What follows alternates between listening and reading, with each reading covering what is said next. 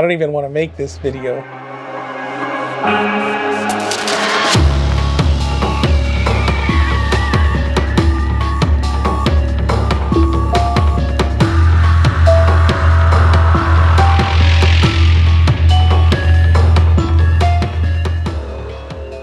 Hello tarantula lovers, I'm Alex and welcome back to Tarantula Haven. Before I say anything else, I'd like to give a huge shout out to my brand new 8th graders. School has started back up and a lot of them are starting to check out my channel, and I am looking forward to a great school year with you guys. Now, where to begin? I wanted this to be a happy video, but unfortunately, it's not going to be very happy. I feel like I'm under a dark cloud right now. I feel like Schleprock from the Flintstones. Just constantly have this dark cloud over me and it's raining on me all the time. It's not that bad, but I've just been plagued with just unfortunate events recently, and they've just kind of made my life a little bit miserable. So on my previous video, I mentioned that I was going to talk about my Pecan Bridgei and the pairing that I had done with her, and I kind of hinted that the pairing had been successful because I was kind of iffy on that one, but she did produce an egg sac and I was going to pull that egg sac, and that was going to be the topic of my video. And I was going to put that video out before I left on my trip to California. I went to California this summer to go see my family, and there was just so much stuff going on. There were lots of things that I had to take care of before I could go to California. I was in the process of remodeling our master bathroom, and I had to get that done before I left. So I made sure that everybody was fed, and I was remodeling the master bathroom, and before I left for California, our AC went out. So our house stayed about 85 degrees plus or minus pretty much for straight for about 3 days until we finally got a repairman to show up. And in fact, I was already on my way to California the day that the repairman came to fix our air conditioner. So that has a lot to do with some of the misery that I'm going to talk to you or tell you about in just a minute. But yeah, I did record that video.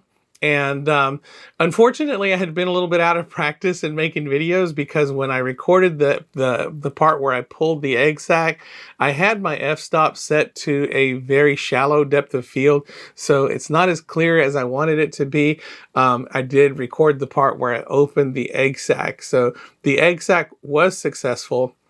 Unfortunately, when I was pulling the egg sac, I didn't take into consideration the amount of ventilation inside of the tarantula cribs enclosure that she was in. So because I didn't take that into consideration, things got kind of dry in there, a lot more dry than I wanted them to. I did water it. I did make sure that I kept it hydrated. I had a plant in there to kind of help me out to gauge the humidity of the enclosure. But there are a lot of little holes inside of that tarantula cribs enclosure. And when I pulled the egg sac out, it felt like styrofoam. It felt very, very light. And it also felt kind of hard, like styrofoam would. So I was a little bit careless opening it up because I thought that the egg sac was pretty much dried out. Unfortunately, it was not completely dried out. It was partially dried out, and I think I squished 1 or 2 little eggs with legs when I was opening the egg sac. So all was not a total loss. There were a handful of Pecan Bridgei spiderlings that survived.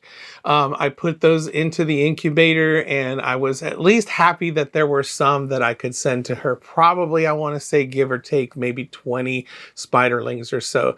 Most of the eggs had gone bad, and that's why it felt so light and so crunchy, because those eggs had completely dried out. But there was still enough moisture in there that some of them had developed, and I figured I'd go on my trip to California and shoot the rest of the video when I got back, and they would probably be about 1st or 2nd instar by the time I got back from California, and then I could give you that update. So anyway, I'll get back to that in just a minute. So I went to California and the trip was wonderful, other than me, having that in the back of my mind that the AC was out, and I left my wife without AC. But the repairman should be coming and that kind of thing. So it wasn't that bad, but the trip was perfect. I had no delays. Everything, went as planned. And spending time with my family was also wonderful. I got to spend time with my mom and my brother, my sister, my nieces, and we did stuff. We did our usual going around and doing touristy things and stuff like that. I did post something on YouTube mentioning that I could possibly have some kind of tarantula adventure while I was in California. So I guess I can spill the beans now. I can talk about it. Was that Wilderness Nate of Micro Wilderness? He is in California, and he said, if you're ever in California, look me up. I'd like to meet you.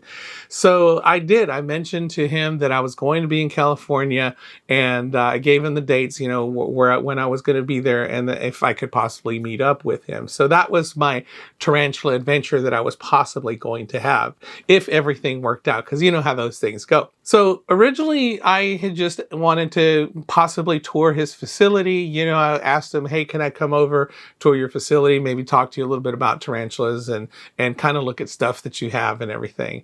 So, he kind of agreed to it. He said that he gave me his location and stuff. And, so I tried to confirm with him, when I could go and visit him. And he had just finished a show in Anaheim, and I think he had some stuff to take care of. So he didn't exactly say, when I could come over or if I could tour his facility. But instead he offered, hey, do you want to go on a tarantula hunt? Now, I know he goes on tarantula hunts all the time. He goes looking for all kinds of different Aphonopelma species and so on. So I was like a little reluctant because I'm not exactly in the best shape. I'm 55 years old and I'm overweight, and I don't do a whole lot of hiking. So it was one of those things where I was like, is there going to be a lot of hiking involved? And he says, no, not really, just a lot of walking around. So I was like, okay. So I asked him, when and where and that kind of thing. So he, at first didn't really get back to me on that, but then he asked me where I was located, and then he recommended a place that was near my location as to where I was staying. And, we kind of arranged a date to meet on that particular day and go tarantula hunting. So I was pretty excited about that because I would love to see tarantulas on location, in situ, as they say. So, I was pretty excited about that. And the day that we had agreed upon was my last day in California. So the day before, I tried to confirm with him, are we going to meet, what time, where, that kind of thing. And he said that he might, because he had a lot of things to take care of. And I understand it was a long drive from his location to my location. It was probably 2.5 hours or something like that. And then he kind of suggested, hey, do you want to come in my direction? There's a place over here, which was about the same distance for us. And he wanted to do it sometime about 8 or 9 o'clock at night. And, it was one of those things where it was far. My brother was like, oh, I don't want to be out that late. So we just said, oh, okay, we'll just do our own thing then. So I never did get to meet Wilderness Nate. And we decided to go on our own tarantula hunt at the original location where we were going to meet. So I've never really gone on a tarantula hunt before. I kind of have an idea what to look for, but I don't really have a location. And that's the thing that he had, was that he knew the location where he could visit and go find them, and probably visit time and time again and still find those same tarantulas there. So with me, it was just like a needle in a haystack. I was going to a location which was immense and trying to find tarantula sign and see if we could possibly find a burrow and coax a tarantula out. So the odds of us finding a tarantula were pretty slim, but we just figured we'd give it a shot. So here's a short video of our little expedition and how it turned out. I'm in beautiful, not so sunny Southern California right now, and we are tarantula hunting. I was supposed to come out here with someone who was going to kind of be a guide for us, but that didn't work out. So we're out here. my brother and my son are out here, and we're kind of doing it on our own. I kind of have an idea as to what to look for, where to look for, but I'm not actually positive. It would have been nice to actually have a guide, someone who knew where they were. As far as I know, the species that is around here is Aphonopelma steinbacheri. I think that is how you pronounce it. I'm not sure about that, but you know, we'll see what we can find. If we don't find anything, oh well, we'll try again another day, but hopefully we'll be lucky today and find something. So this is my brother Gilbert, and he's my guide for today, and my son Evan.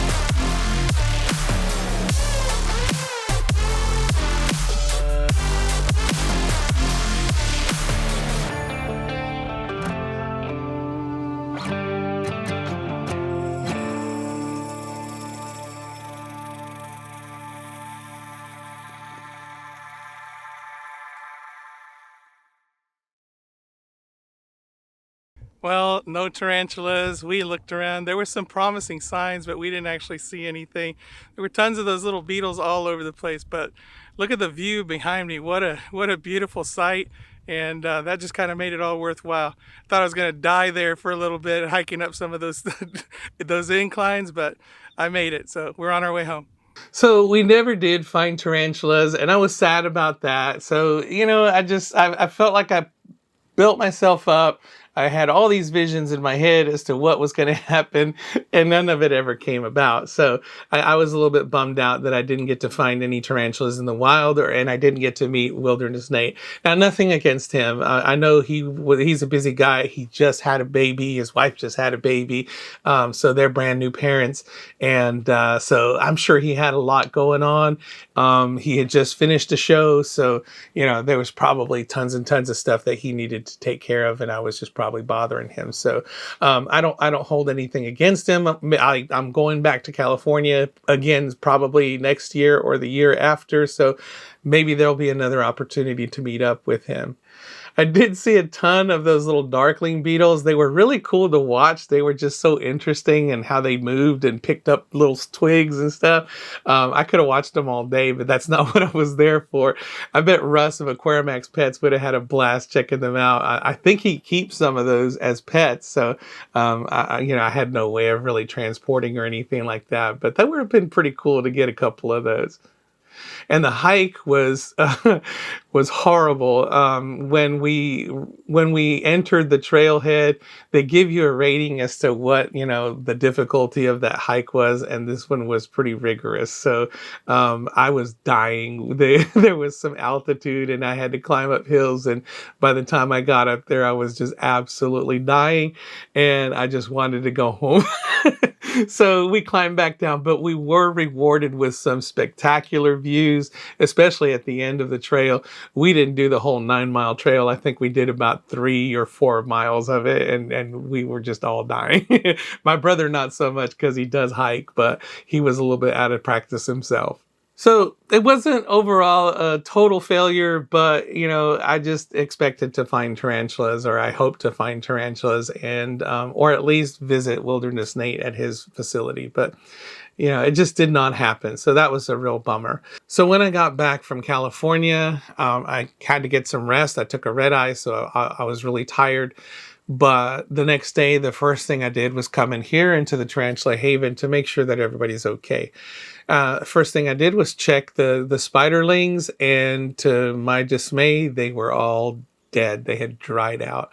And obviously it was the heat. I didn't even think about it. It was hot.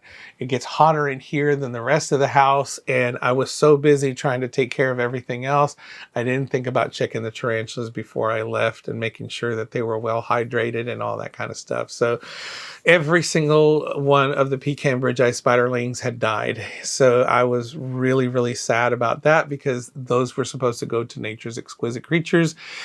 And it was bad enough that the egg sac was pretty much all dried out, but I still had some that survived, but I ended up losing all the rest of those.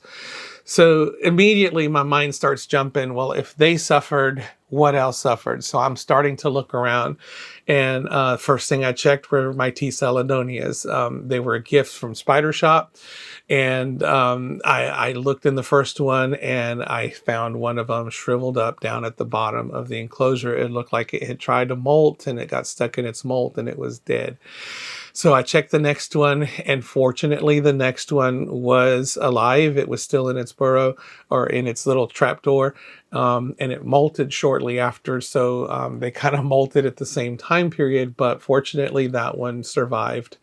My Ibirapora soratama that he gave me also passed away.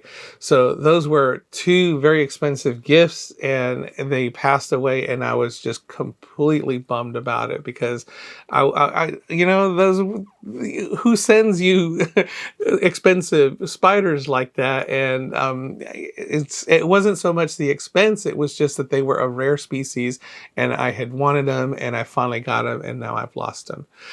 So I look around some more. I noticed that my Bacillotheria regalis right behind me over here, she experienced a wet molt. I don't know why. Maybe the humidity was too high in there or something, because she does have a different type of enclosure. Fortunately, she survived it, but she's got a little bit of the molt stuck to her abdomen, and she looks kind of weird. So that's what happens when a tarantula has a wet molt. Hopefully the next time she molts, she'll get better, but she's a little bit wobbly, and she looks a little bit strange right now. So that I'm hoping things turn out okay. I also lost one of my breeder, Delicathele diamantinensis, but I do have others, so that one didn't hurt so much. But yeah, she was my best breeder, and she passed away. And I also lost my my Agocephalus ezendami. and that one got stuck in its molt. So apparently the heat and whatever else was going on in here caused a couple of them to stick in their molt, or at least molt badly. And I think I also lost a couple of Bacillotheria subfusca, some of the holdbacks that I had. I do have some more holdbacks, but again, you know, those were breeders, those were holdbacks that I wanted to grow up to so I can breed some more. And it just hurts. It hurts to lose any of them. And when I have major losses like that, you know, that's something that's real painful. So yeah, you know, just one dark cloud after another. I'm sorry to lay all that heavy stuff on you, but I just felt like you needed to know.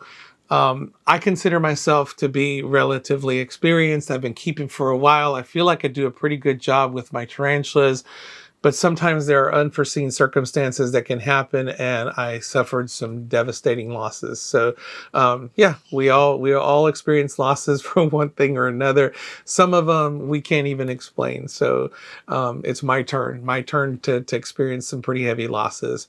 But for every dark cloud, there is a silver lining. So hopefully we can end this on a happy note. Some of you have been asking me about the egg sac for the Lasiodora Parahybana. On my previous video, she made the egg sac. Well, today we're going to pull it, and hopefully that will be a good egg sac and we can have a happy ending to this video.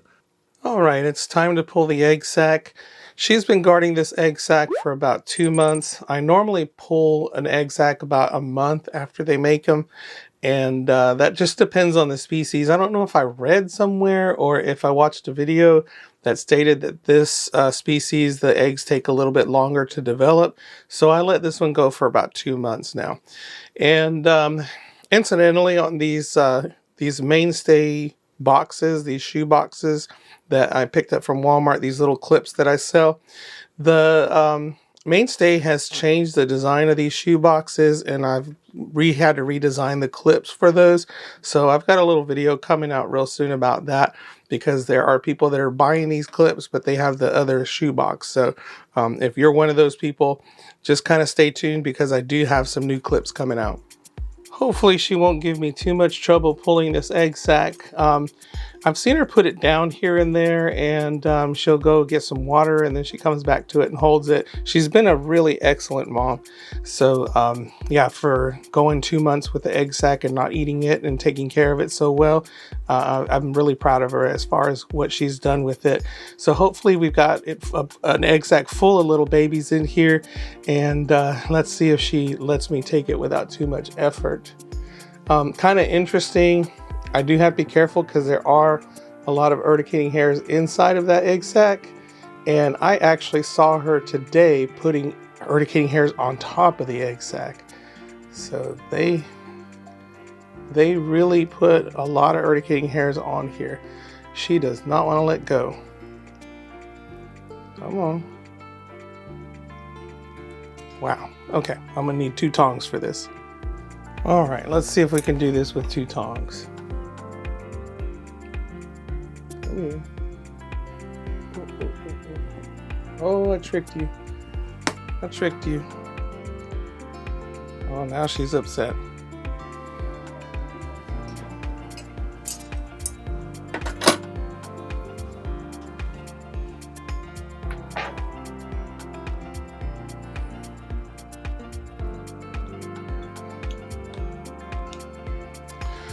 So she's going to spend the greater part of tonight looking around for that egg sac, and I always feel bad when I take them because they seem like they're so sad. They search all over the place for them. I'll throw in a big roach in there for her, and hopefully she'll eat, because she hasn't eaten in those 2 months.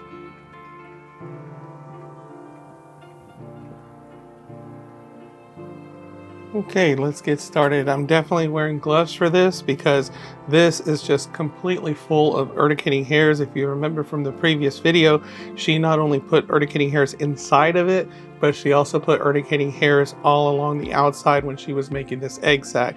So even as late as today, she was still putting urticating hairs on there. So they really, really protect their egg sacs. So I'm gonna go ahead and rip into this and see what we got.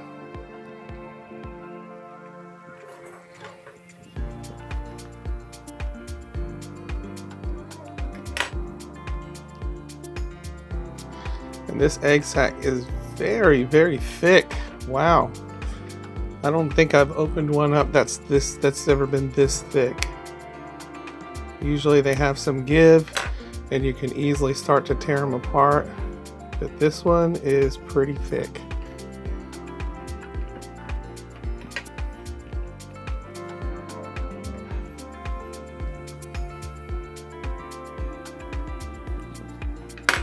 Oh, I'm already seeing some legs poking out. Gotta be real careful so I don't repeat the same mistake I made with the other egg sac for my Pecan Bridgei. That was really sad. Oh, this little guy is wanting to come out. And that looks like we're already at first instar.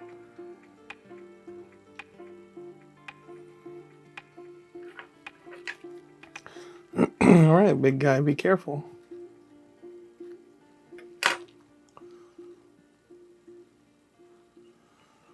Wow.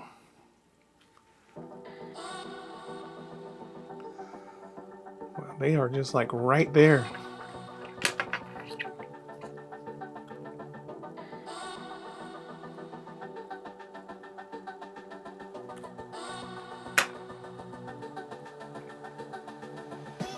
I don't want to accidentally crush this little guy, but he's right here in my way.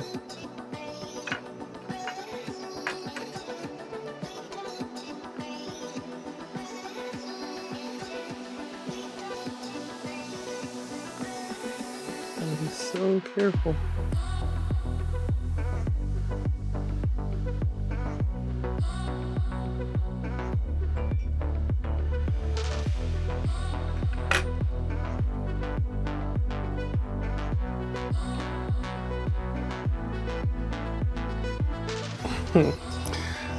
Boy, you are not making this easy. I'm seeing all kinds of little bodies in there. Wow. This is a very full egg sac.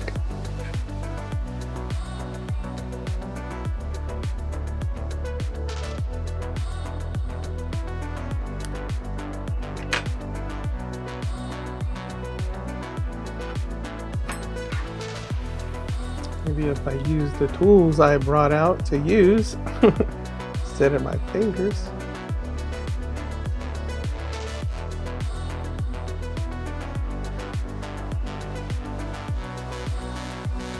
There we go.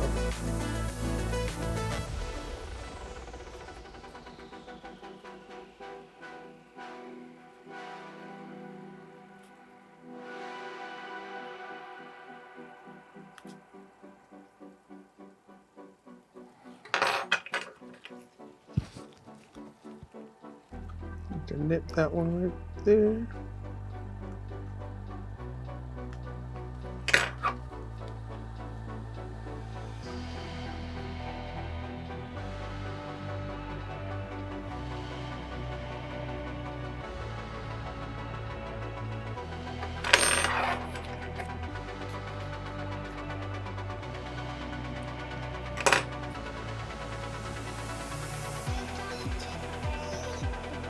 Wow, that is unbelievable.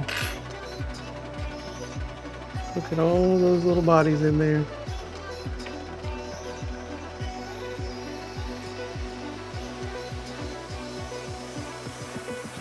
That is a lot of little spiderlings.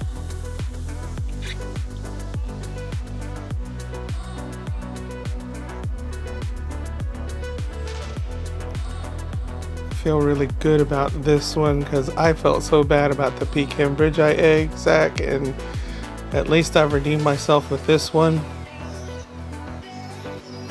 So I've got some stuff I can go ahead and send to her. Look at all those guys moving. Boo. Do they react to sound?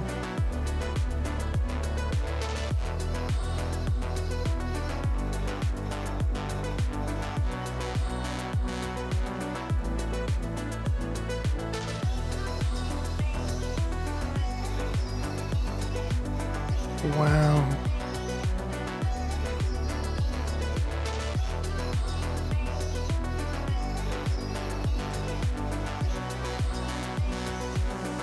So what am I going to do with them now?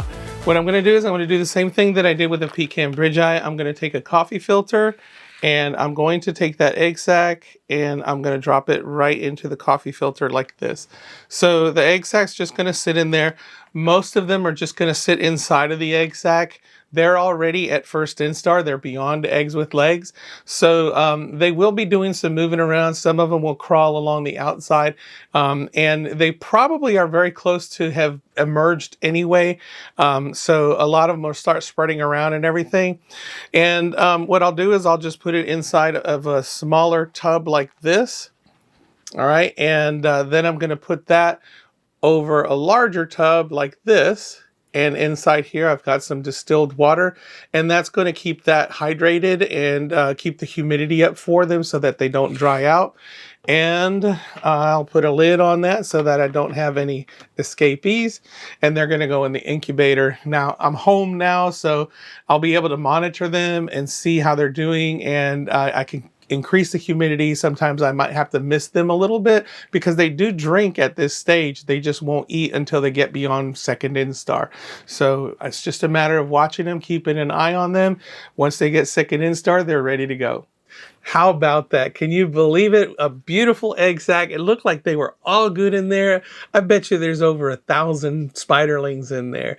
And the thing that's so amazing to me is that they start out so small and they turn into this massive tarantula. Just a big change from that, from one size to the other.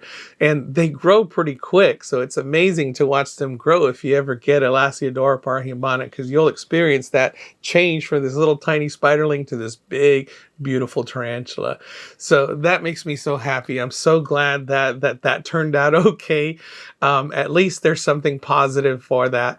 I'll take care of those little babies now. I'm here, I'm home, I can watch them, I can make sure that they're doing okay, and hopefully here soon I can send all those to Nature's Exquisite Creatures. An apology to Nature's Exquisite Creatures. I did not foresee that happening. I'm so sorry about the Pecan Bridgei. I know you told me not to worry about it, that things like that happen, but I feel really bad. And I do want you to know that I have other breeding projects going on that I haven't mentioned yet. And I should have some spiderlings from those breeding projects. So I do intend to send something at least to you in place of the ones that that you sent me to breed. So hopefully you guys will get something good out of it and it won't be a total loss on your part. So thank you so much for watching the video. I do want you to know that I was so sad about the losses that I experienced that I did treat myself to a little retail therapy. There was a Repticon not too long ago in Orlando, and I attended and I did pick up some stuff that I want to share with you on my next video. So stay tuned for that. And that's it for me today. I hope you enjoyed it. If you did, please give me a like. If you want to see more, subscribe. If you want to support this channel, I have a Teespring store where I sell Tarantula Haven merchandise. Until next time, keep loving them tarantulas.